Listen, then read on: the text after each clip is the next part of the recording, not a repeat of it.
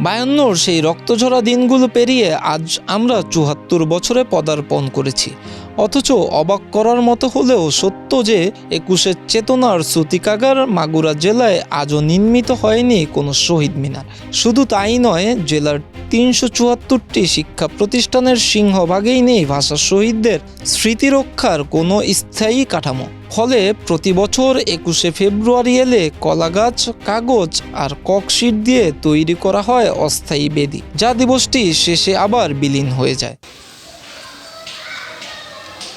মাগুরাবাসীর দীর্ঘদিনের দাবি একটি কেন্দ্রীয় শহীদ মিনার। বর্তমানে জেলার সব বড় সরকারি কর্মসূচি পালন করতে হয় সরকারি হোসেন শহীদ সরওয়ার্দী কলেজ প্রাঙ্গণের শহীদ মিনারে। জানা গেছে, এর আগে জেলা প্রশাসনের পক্ষ থেকে কেন্দ্রীয় শহীদ মিনার নির্মাণের উদ্যোগ নেওয়া হলেও বারবার স্থান জটিলতায় পড়ে সেটি আর আলোর মুখ দেখেনি। এ নিয়ে শহরবাসীর মধ্যে ক্ষোভ ও হতাশা দুইটাই বাড়ছে।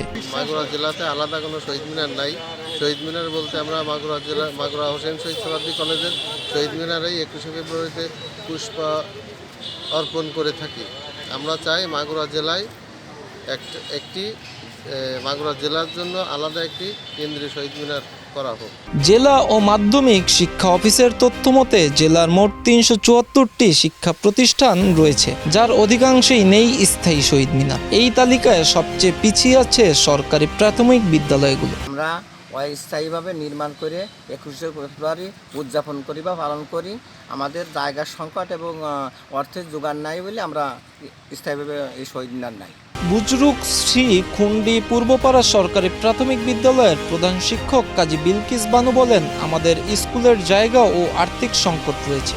স্থায়ী শহীদ মিনার না থাকায় ২১শে ফেব্রুয়ারি সম্পর্কে শিক্ষার্থীদের জানার আগ্রহ হারিয়ে যায়। ২১শে ফেব্রুয়ারি আমাদের মাতৃভাষা দিবস। এই দিন আমাদের মাতৃভাষার জন্য যারা শহীদ হয়েছিল তাদের জন্য আমরা ২১শে ফেব্রুয়ারি তাদের স্মরণে পালন করি।